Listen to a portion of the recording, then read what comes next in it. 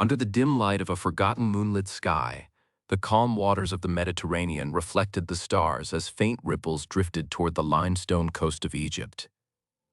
It was the year 31 BCE, and the world was on the brink of transformation.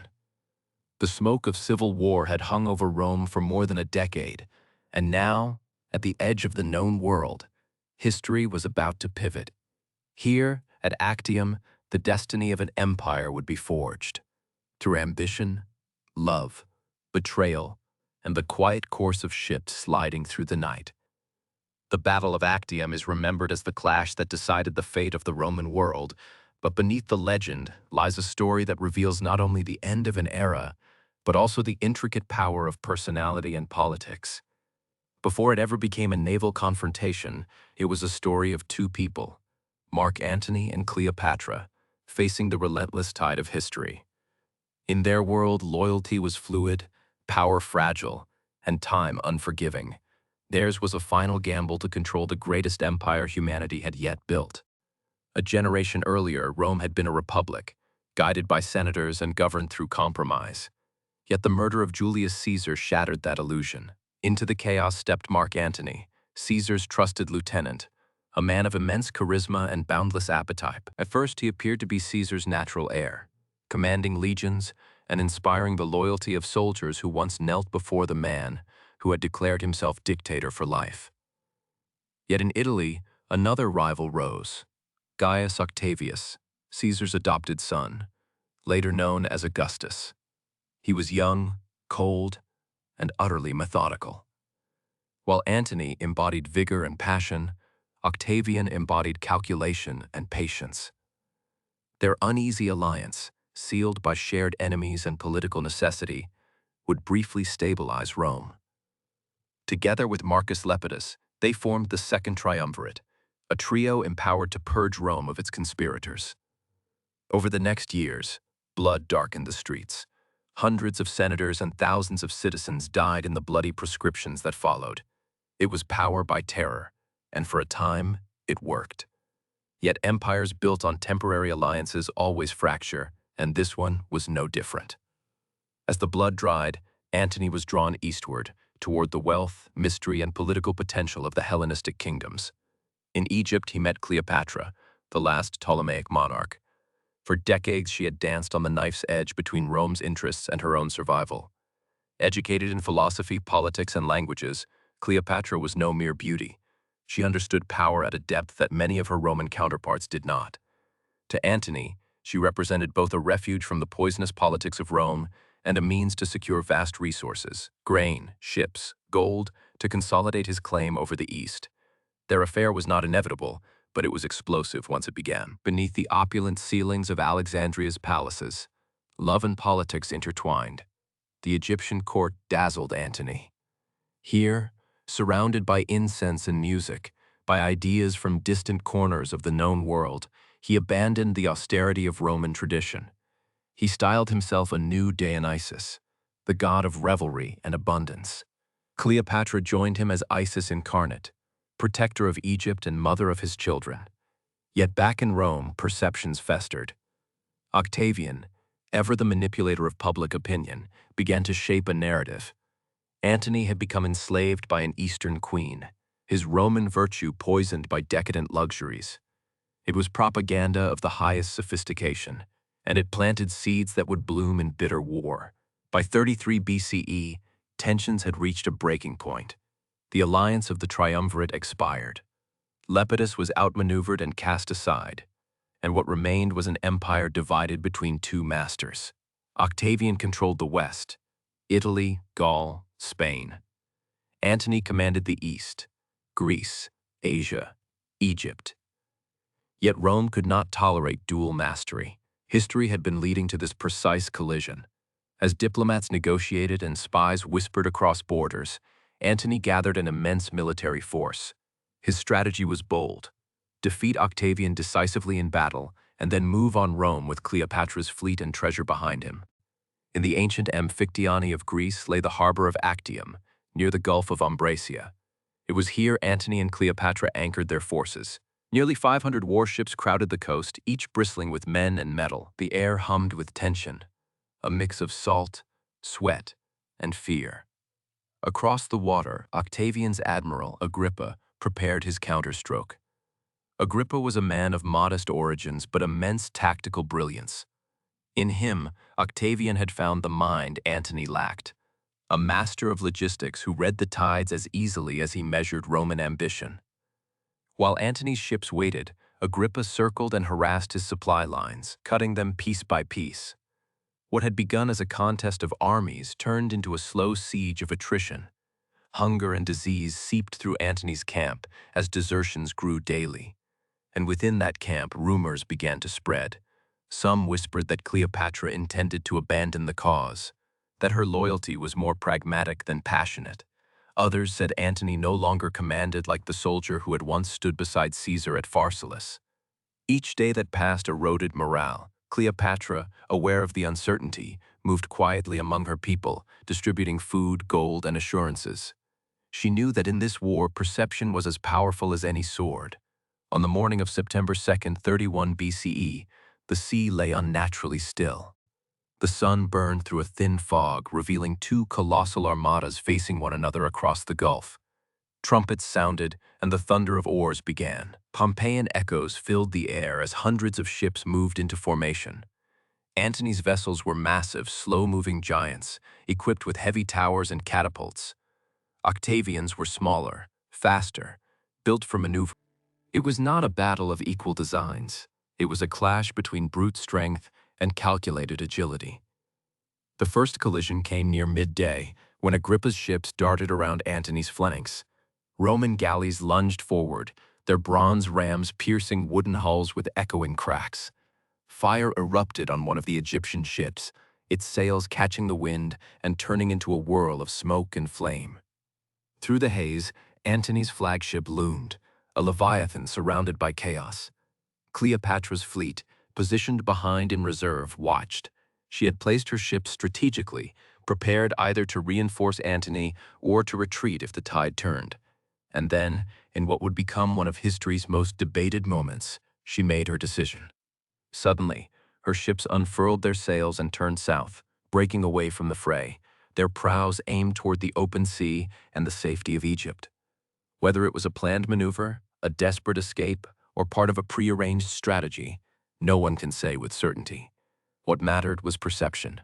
Seeing her retreat, Antony did the unthinkable. He broke formation, abandoning the battle to chase her. His flagship turned with her fleet, pulling away from his own beleaguered navy. The signal stunned his men.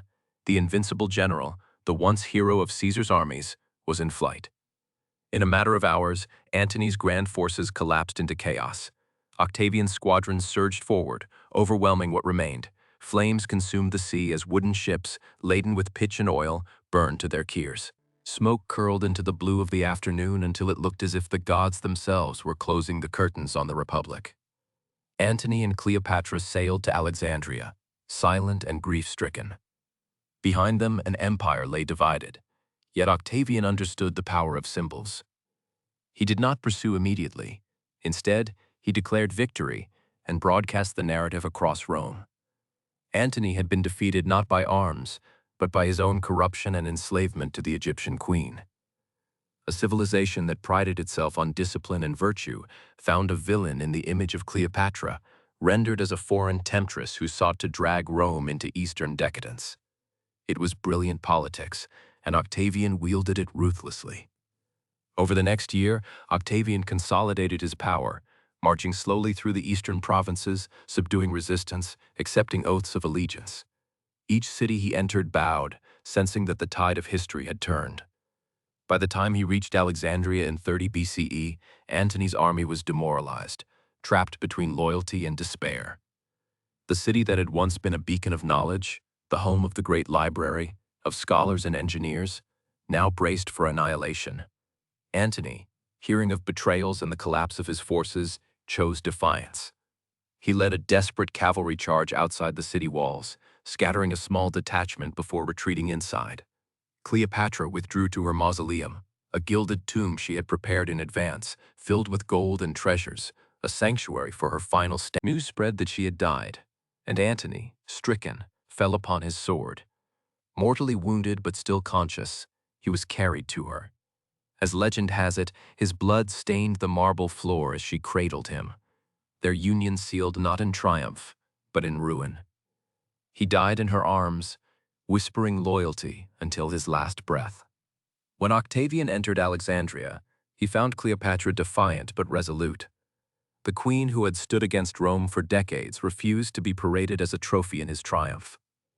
On August 12, 30 BCE, she ended her life by the bite of an asp, according to the most enduring tale, though some suspect poison.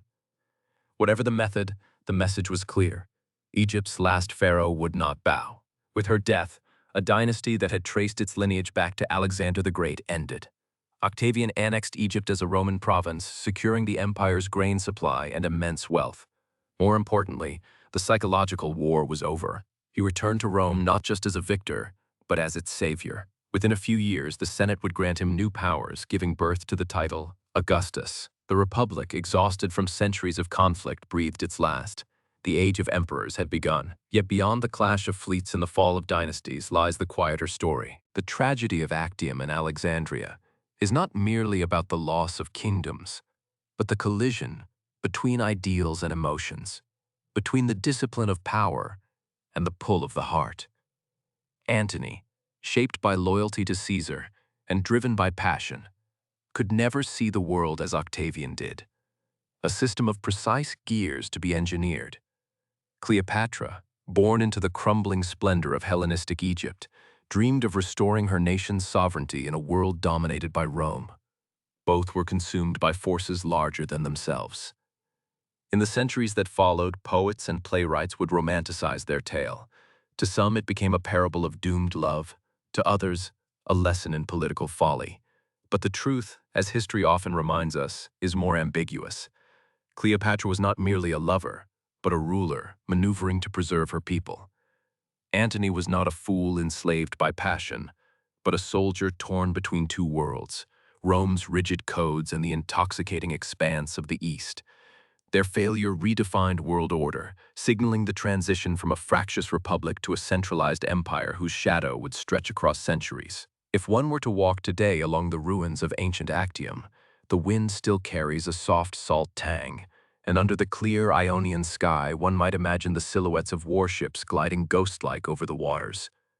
A few miles inland, stone foundations hint at military camps long dissolved into dust. Beneath these rocks, the bones of sailors lie entombed, men who fought for causes they barely understood, their fates tied to the ambitions of giants. For Octavian, the victory at Actium became the cornerstone of his myth. Artists adorned temples with depictions of his divine favor. Coins minted across the empire bore his image framed by laurel wreaths, symbols of peace emerging from conquest. Poetry, patronized by his regime, praised the stability he brought. Yet there was irony in this peace. It was born from the ashes of freedom. Rome, in the name of order, had surrendered its republic to rule by one man. Alexandria, meanwhile, remained a jewel in the imperial crown. The great lighthouse of Pharos still guided ships into its harbors, its flame visible for miles. Trade resumed, scholars continued to gather at its libraries, and the city became a meeting place of East and West once more. But Egypt was no longer independent. Roman legions stood watch at her temples. Her gods were honored, yet her throne stood empty. The star of Cleopatra, bright, defiant, and brief, had set. To grasp the full scale of that transformation, one must imagine the world before Actium. The Mediterranean was not yet a Roman lake, but a tapestry of rival states and cultures. Greek philosophy, Egyptian ritual, Persian administration, all coexisted in a delicate balance. The outcome of that single naval battle did not merely crown a new ruler, it consolidated an entire world under a single order. From the windswept hills of Britannia to the deserts of Syria, the Pax Romana would stretch its hand, shaping languages, laws, and memory itself. But Actium's lessons run deeper than empire. They echo in the fragile balance between love and duty, between the freedom to choose and the weight of destiny. Antony's tragedy was that he pursued both power and passion, believing he could hold them without compromise. Cleopatra's was that she saw too clearly that compromise was impossible. Octavian, who renounced both, gained the world. Centuries later, historians still debate their motives and their moment. Was Antony doomed by fate or by his own miscalculations? Did Cleopatra manipulate or sincerely love him? These questions remain unanswerable because history is rarely generous with the clarity we seek. It prefers mystery, leaving us with fragments, coins, inscriptions, echoes of voices carried by time. In the tombs of Alexandria, perhaps beneath unmarked sand, lie their remains, unfound, unconfirmed, yet eternal in legend. The tale of their fall continues to haunt because it touches something fundamental in humanity's story: the yearning to control destiny in a world that refuses to be controlled. And so, as we return to the quiet of the Mediterranean night, the sea once again dark and calm, it is easy to imagine what lingers beneath its surface. The currents swirl where fleets once clashed, and the same stars look down upon waters that once reflected the flames of empires. The whispers of Antony and Cleopatra join that tide, echoes of ambition, love, and downfall carried endlessly between past and present. If history is a river, then Actium was its bend, turning the flow of Roman destiny toward an empire that would shape civilization for centuries. Yet it began, as all great histories do, not with vast armies or decrees, but with the choices of individuals, their desires both human and divine. Long after the last marble column crumbled, their story endures because it reminds us that the past, however ancient, still breathes within every question we ask about power, love, and the price of both.